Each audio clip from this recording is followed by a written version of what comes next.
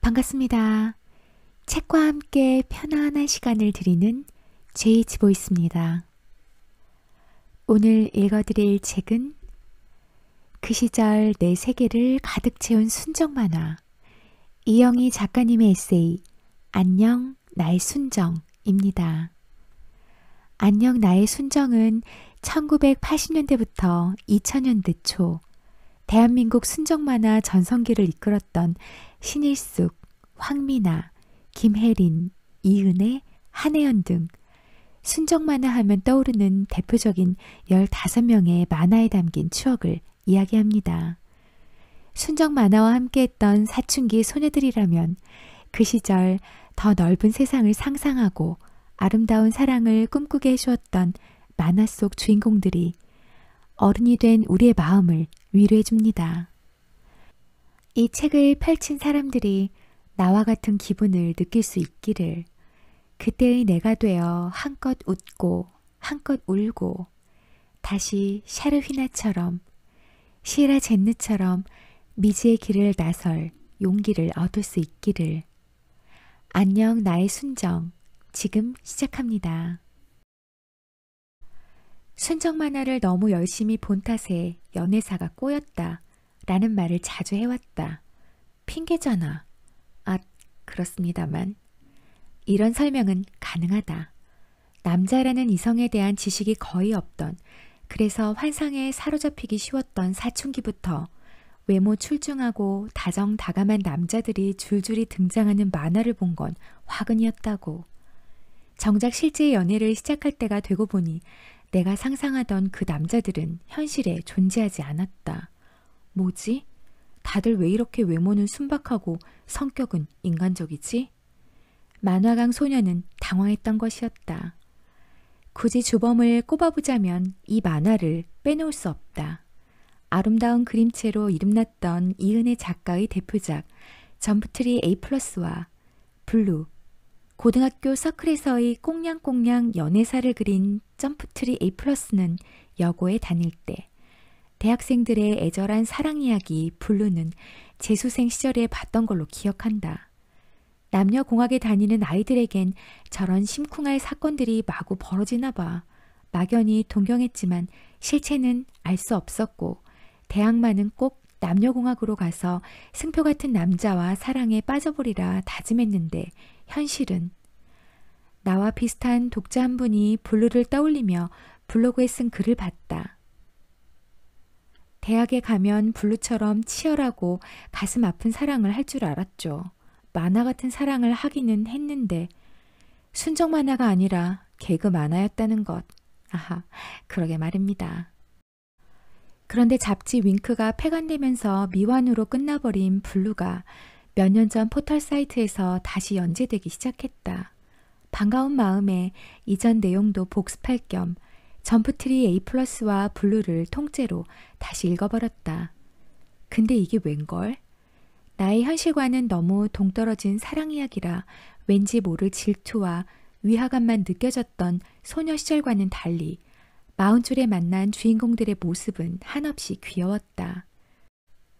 특히 소녀 시절의 나는 점프트리 A+의 주인공 유혜진을 좋아하지 않았다. 걸핏하면 내 마음 나도 모르겠다 라며 울음을 터뜨렸고, 오빠에게 매달려 징징대며 자신에게 호감을 표하는 남자들을 모두 주변에 놓아둔 채 누구도 선택하지 않는 어장녀였기 때문이다. 그런데 이제 와서 보니 너그러워진다. 혜진은 스스로가 한없이 작아 보이고, 그래서 누군가 나에게 호감을 표시하는데도 선뜻 기쁘게 받아들일 수 없는 사춘기 소녀의 혼란을 겪은 것뿐이구나.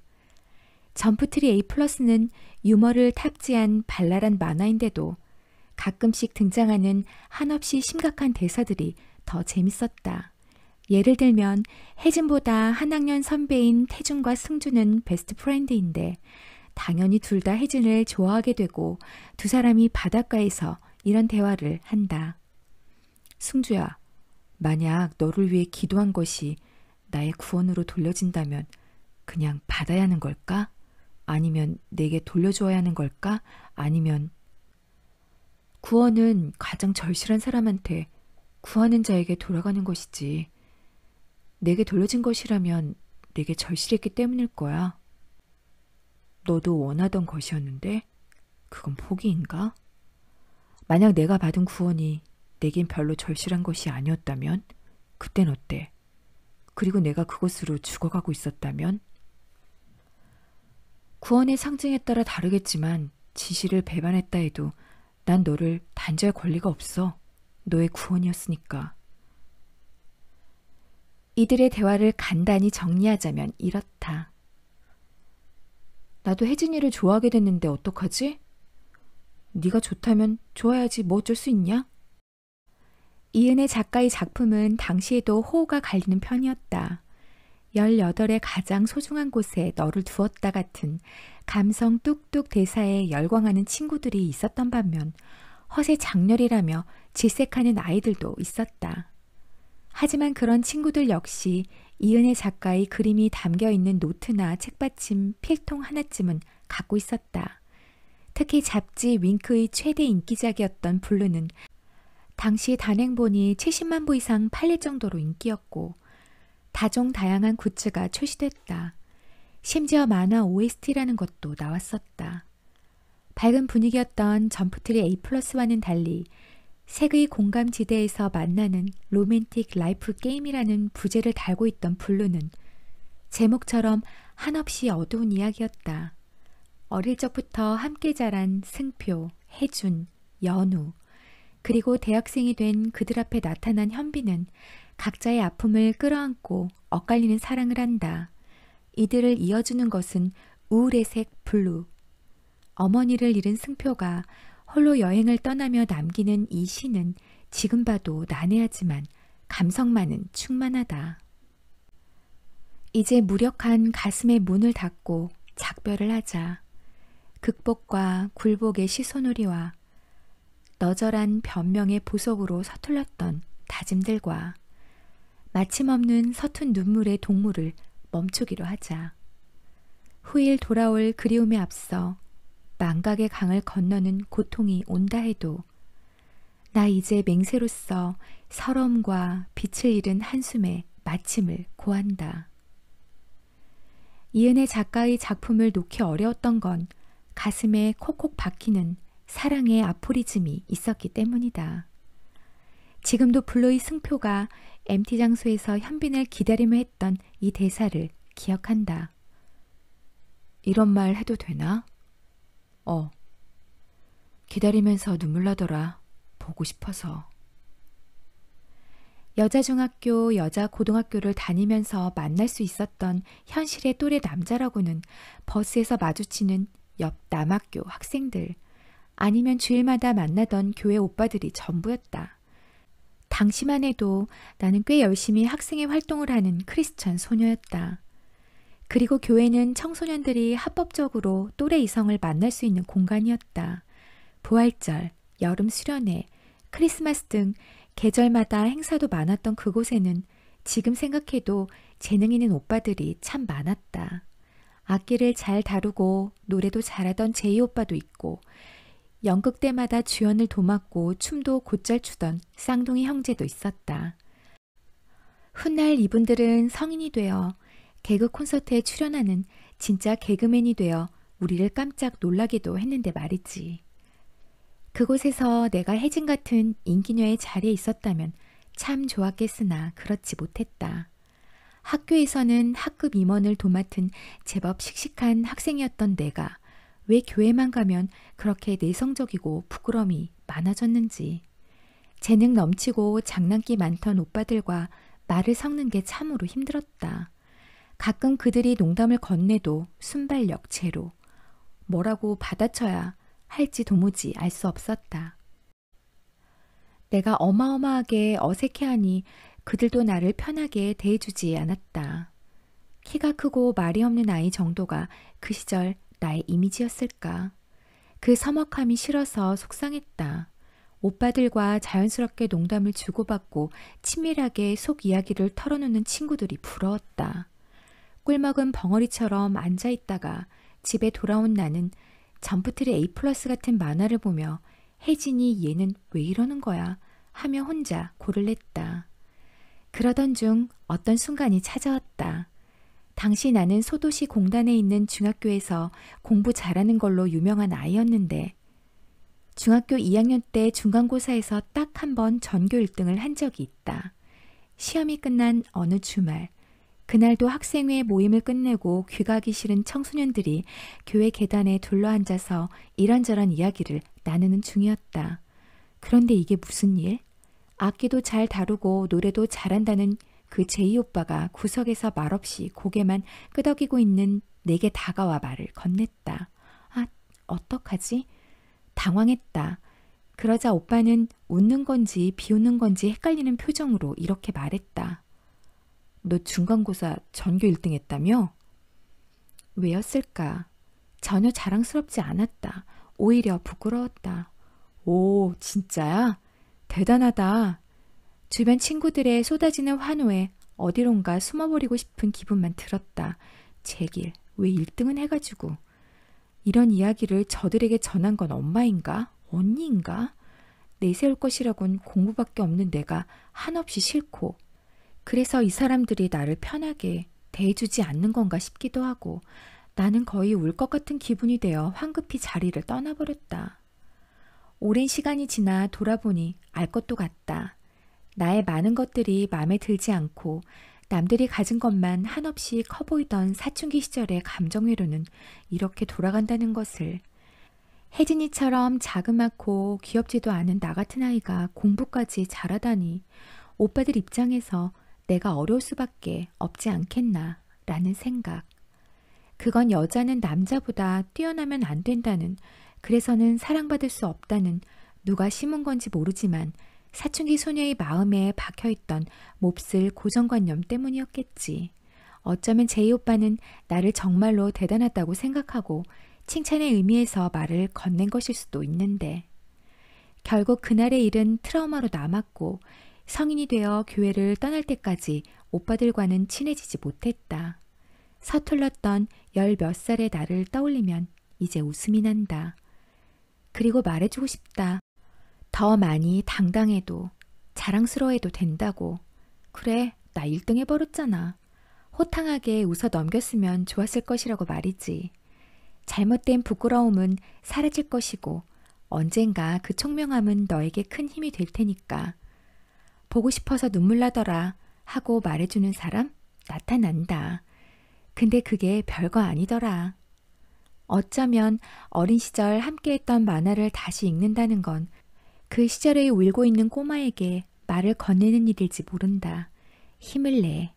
지금은 모든 게 엉망일 것 같지만 넌 꽤 괜찮은 모습으로 살아가게 될 거니까. 실상은 나중에 확인하기로 하고 일단 오늘은 마음껏 웃으며 보내도록. 남자친구와 헤어진 20몇 살의 주말. 처음으로 편의점에서 양주를 샀다. 이름이 욕 같아서 부를 때마다 민망해지는 그 술. 시바스리갈 12년산이었다. 독한 술을 마시지 않고서는 잠이 올 것 같지 않아 선택한 방법이었다. 검은 봉지에 술을 담아 털레털레 돌아오니 냉장고엔 안주가 없었다. 컵라면에 물을 부었다. 그 와중에 배는 고프고 소주잔에 양주를 부어 훅 들이켰는데 소독약을 마시는 기분이 이런 건가 싶었다. 그래, 지금 나에게 필요한 건 소독이야. 한 잔, 두 잔. 이상하네. 소독약이 쑥쑥 들어가. 그리고 누군가에게 전화를 걸었던 듯도 하고 엉엉 울었던 것 같기도 하고. 다음 날 오후 3시쯤 눈을 떴다. 누가 머릿속에 들어가 망치로 뇌를 세게 때리고 있는 느낌. 아이고, 씻을 기운도 없어. 야구 모자를 눌러쓰고 목욕탕에 가기로 했다. 몸을 불리고 때밀이 베드에 누웠는데 새신사 아주머니가 배 부분에 떼수건을 대고 살을 끌어올리려는 순간 속이 울렁거리기 시작했다. 아, 안 돼. 뭔가 튀어나올 것 같아. 아줌마 잠깐만요. 벗겨내다만 때를 몸에 붙인 채 눈물을 흩뿌리며 화장실로 달려가는 내 인생 원톱 흑역사를 그렇게 썼다. 집에 돌아와 청소를 한다. 손대는 곳마다 지뢰밭이다. 그가 두고 간 게임기부터 칫솔, 면도기, 그에게 받았던 향수, 화장품까지. 막 나간 사람의 흔적이 집안 곳곳에 남아있다. 나는 아직 기억을 청소할 준비가 안 됐어. 서둘러 포기하고 노트북 앞에 앉아 항공사 사이트를 뒤적거렸다. 그래, 일단 그를 떠오르게 하는 모든 것에서 도망치자. 여기가 아닌 어딘가에서 후회인지 미련인지 그리움인지 모를 이 마음을 다 버리고 오자. 겨울이니까 더 추운 데로 가야지. 너무 추워서 뇌까지 꽁꽁 얼어붙을 만한 곳으로. 그리고 그 겨울 홋카이도로 떠나며 챙겨 넣었던 만화가 한혜연의 금지된 사랑이었다. 그 즈음에 나는 이 책을 여러 번 읽었다. 잠이 오지 않은 밤에 소파에 누워서 읽고 새벽에 잠이 깨 가슴이 답답해질 때도 꺼내 읽었다. 주인공이 하는 생각과 행동이 너무 나랑 똑같아서 나중엔 이게 작가의 말인지 내 말인지 헷갈릴 지경이 되었다. 금지된 사랑의 첫 장면. 주인공 지희는 5년 하고도 20하루를 함께한 남자친구 상민과 헤어졌다.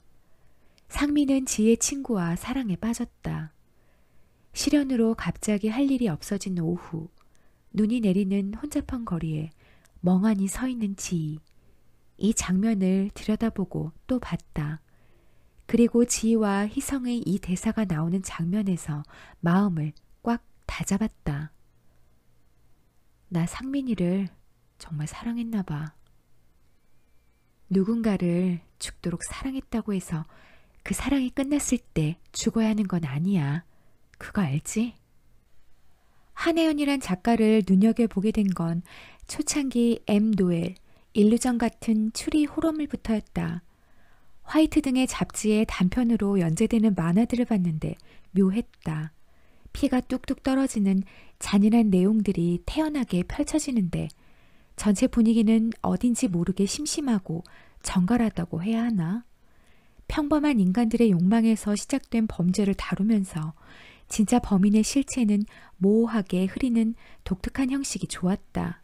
당시에도 지금도 한국 만화의 약한 장르 중 하나인 추리 호러물에서 완성도 높은 이야기를 선보였던 몇 안 되는 만화가였다.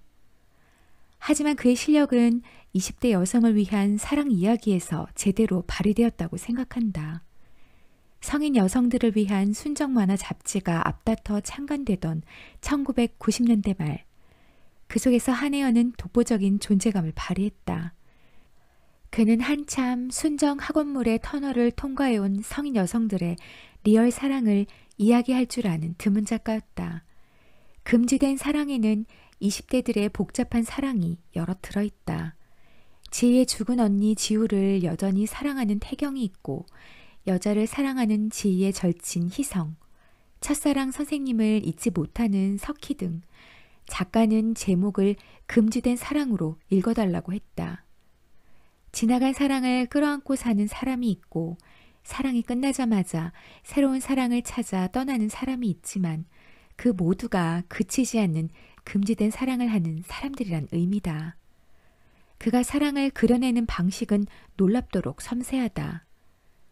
누군가를 만나고 사랑하고 이별하는 과정 속에서 스쳐가는 생각들을 딱 잡아내 이런 생각하지 않았어?